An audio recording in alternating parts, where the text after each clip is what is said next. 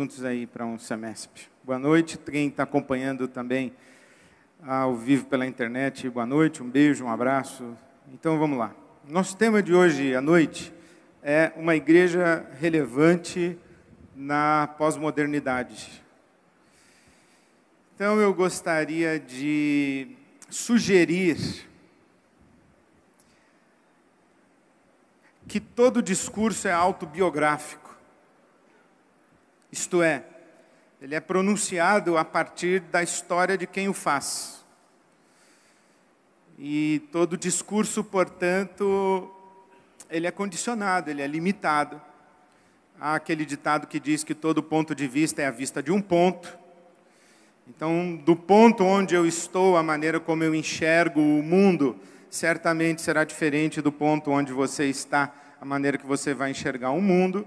Ou, se você preferir ir um pouquinho mais longe, toda a afirmação a respeito da verdade é testemunhal.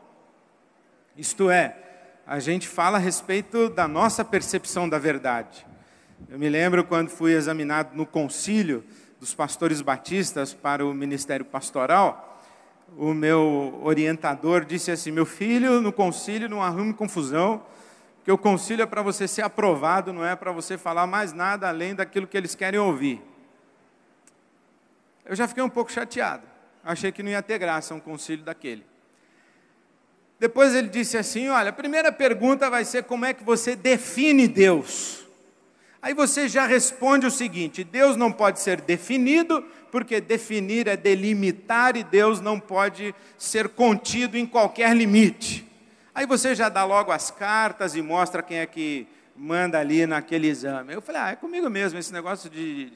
é comigo mesmo. Aí fui. O meu examinador, um ancião, disse assim: Antônio Carlos, meu filho, nós sabemos que Deus não se pode definir. Mas Deus se pode perceber. Como é que o irmão percebe Deus?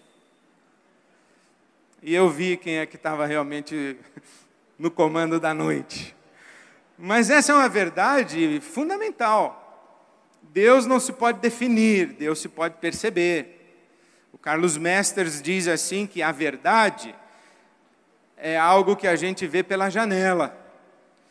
E aquilo da verdade que a gente vê depende da distância que a gente está da janela, depende do ângulo pelo qual a gente olha pela janela. Aquilo que eu enxergo da verdade é algo diferente daquilo que você enxerga da verdade.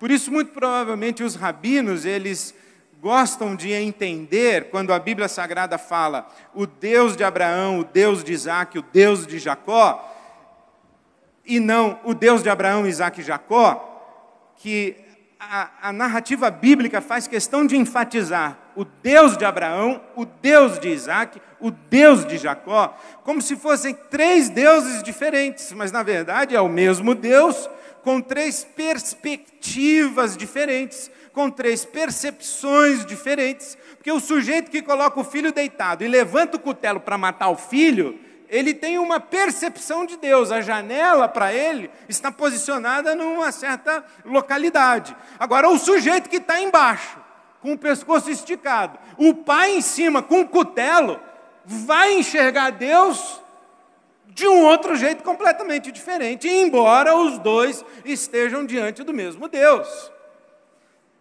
Então, isso que eu acabei de falar, tudo isso que eu acabei de falar para você é pós-moderno. Eu vou falar daquilo que é o meu ponto de vista, daquilo que é a minha verdade, daquilo que é a minha percepção de Deus, daquilo que eu consigo enxergar olhando da minha janela, que é diferente da sua janela, a partir da minha história, que é diferente da sua história. Então vai ser um pouco complicado, né? Mas isso é pós-modernidade.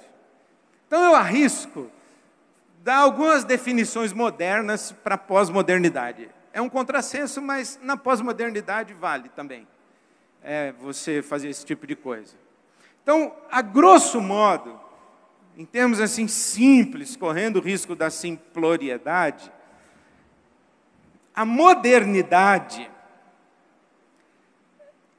e aqui eu não quero localizar no tempo, a modernidade, porque, no meu entendimento, o pensamento pré-moderno, moderno e pós-moderno são, de fato, categorias de pensamento e não estágios ou fases da história, porque no Brasil nós temos contextos de pensamento medieval, contextos de pensamento moderno, contextos de pensamento pós-moderno. Numa mesma igreja, a gente pode ter uma pessoa que pensa nas categorias modernas, outra pessoa que pensa nas categorias pós-modernas. Aliás, na mesma casa, o pai pode ser medieval, a avó pode ser moderna e o filho é pós-moderno, na mesma mesa do almoço. Então, modernidade, pós-modernidade, pré-modernidade, pensamento medieval, isso não é facilmente localizado no tempo, embora os teóricos façam as divisões, eu prefiro pensar como categorias de pensamento. Então, falando em categorias de pensamento, o que é a modernidade? A modernidade é marcada por uma cisão entre religião e ciência, entre fé e razão. A modernidade é o pensamento que se estrutura a partir da racionalidade humana, especialmente a partir da racionalidade científica. Então, por exemplo, na modernidade, o que é a verdade? A verdade é... Pô, aqui está legal pra caramba esse negócio aqui, esse ventinho. Na modernidade, a verdade é a correta, a exata descrição dos fatos, dos fenômenos e das coisas. Vou repetir. Na modernidade, o que é a verdade? A correta e exata descrição dos fatos, dos fenômenos e das coisas. Por exemplo, os senhores estão assentados em uma coisa que se chama cadeira, e esta coisa chamada cadeira, na qual os senhores estão assentados, é branca, é da cor branca. Está correto ou está errado? É verdade ou é mentira? É verdade. A gente consegue explicar racional e cientificamente que, se eu largar esse microfone agora, ele desce, ele não sobe.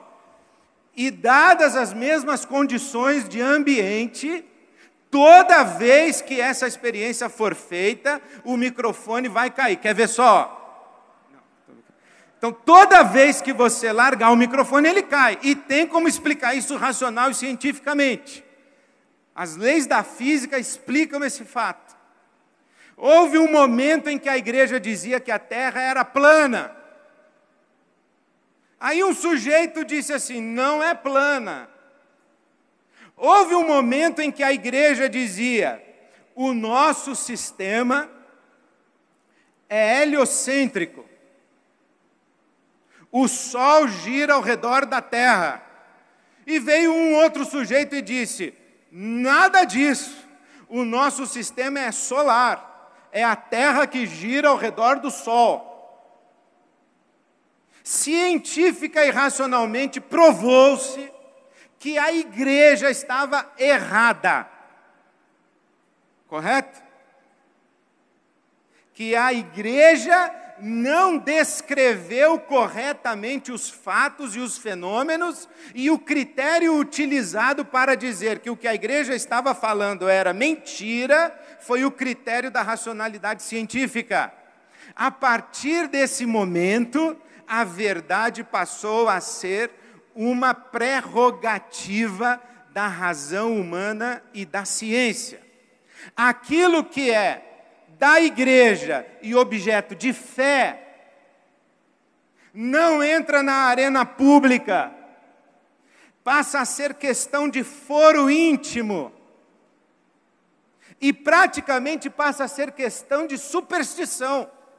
Por exemplo, se eu falar assim, olha, tem um demônio sentado ali em cima daquela laje ali do banheiro. Quantos irmãos acham que pode ser verdade? Ninguém. Fala assim, olha, esse auditório está sendo observado pelas hostes celestiais, os anjos do Senhor estão conosco aqui. Verdade ou mentira? Há controvérsias. Alguém está vendo o anjo? É possível provar isso racional e cientificamente? Não é. Se não é possível de ser provado racional e cientificamente, é uma questão pessoal, de foro íntimo, objeto de fé. Por quê? Porque a modernidade diz, a verdade é aquilo que a gente consegue explicar racional e cientificamente e descrever exata e corretamente os fatos, os fenômenos e as coisas.